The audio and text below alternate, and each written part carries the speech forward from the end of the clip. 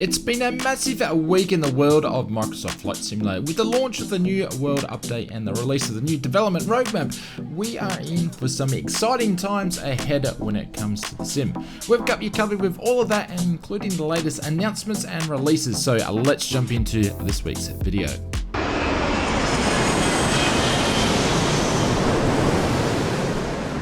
Welcome to another Microsoft Flight Simulator update video. This is where we take a look at all the Flight Sim news and development in one weekly video.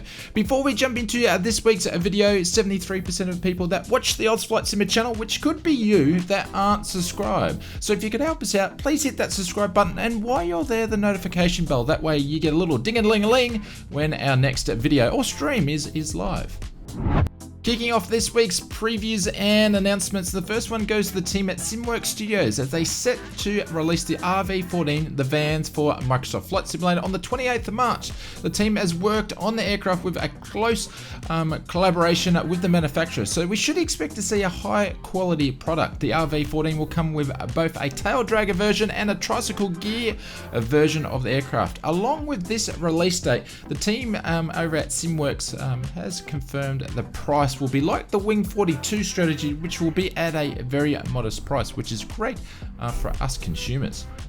Keeping on with some GA news this week, Just Flight this week announced they are in development with another popular Piper aircraft, which is the PA-38 Tomahawk. The Tomahawk is a two-seater light aircraft with a fixed tricycle gear and fixed propeller. 2,500 of these were built across the world, and they were first introduced in 1978.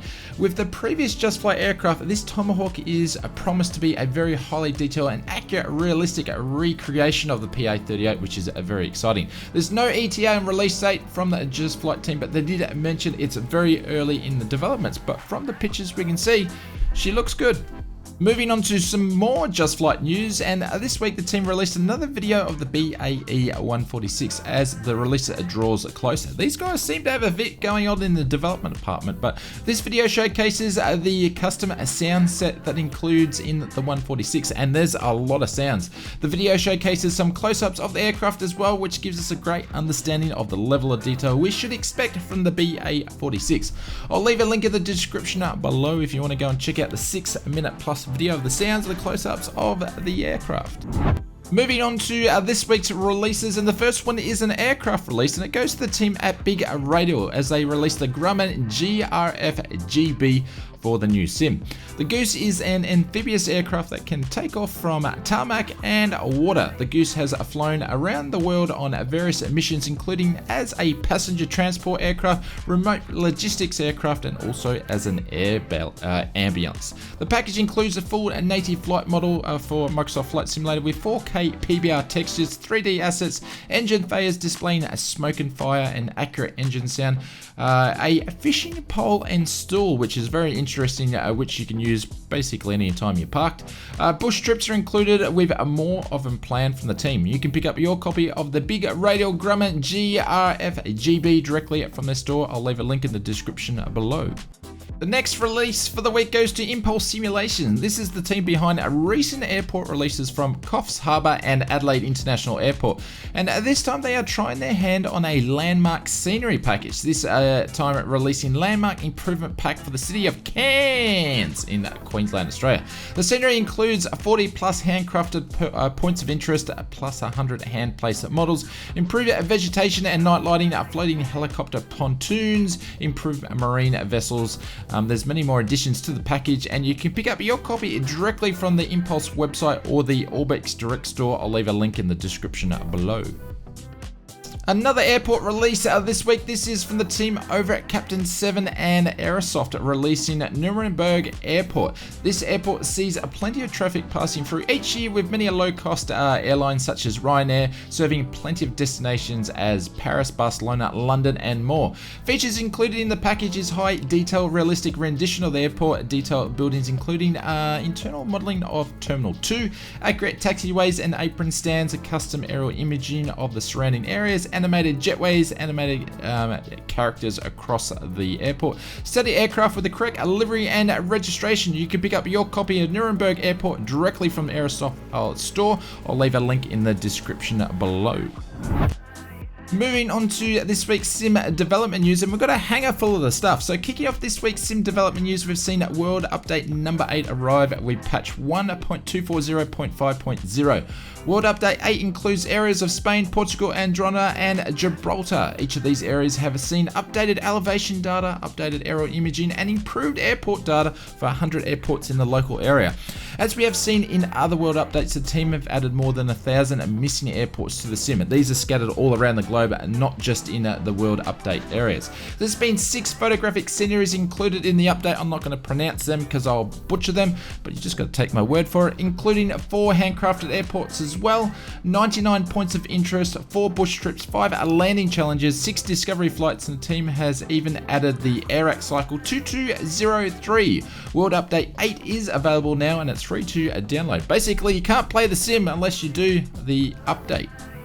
Traditionally, with any sim update and any world update, in the week of, we do get a development Q&A from the dev team. This month, the team talked about the launch of cloud gaming and what's in store for the sim development over the next few months. The team mentioned last month breaking records for users using the sim, with the most amount of flyers in the sim at any given month. 80% of simmers who tried out cloud gaming of the sim were new to Microsoft Flight Simulator, which is very interested indeed. They also went on and announced World Update 9, which will include Italy and Malta. The Microsoft team mentioned that the World Update will be the biggest one yet, with 18 areas of photographic scenery. Gaia will still be creating the points of interest, and they'll be using Bing for the aerial data, which will be to the year of 2021, with an all-new DEM as well. We should see a World Update release around mid-May.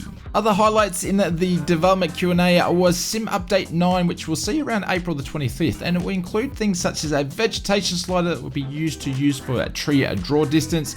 And the first is the air simulations will be part of this update. We should see an improvement in things of updraft and turbulence, and this will be an ongoing project. We'll see this staged out over many updates, but it's cool to see the work is finally getting in the sim, and a lot of this is going to be in preparation to see gliders later on in the year.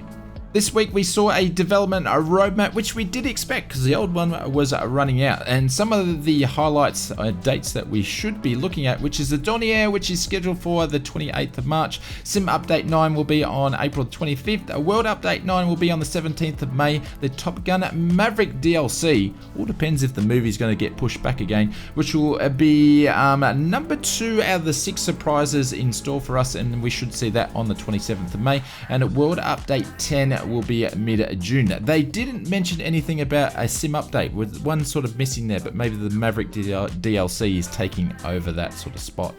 This week on the third-party development side of things, we've seen 2 new aircraft releases, 23 new airports, and 1 scenery and no mission packs.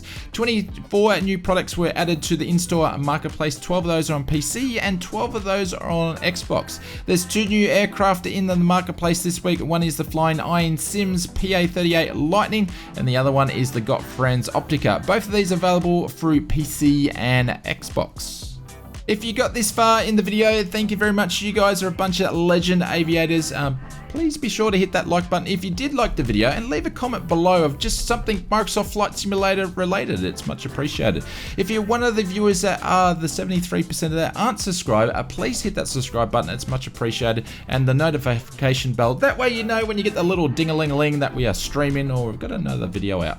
I'm going to leave you with one of our other favorite Microsoft Flight Simulator videos here. Why don't you check that one out, and I'll see you over there.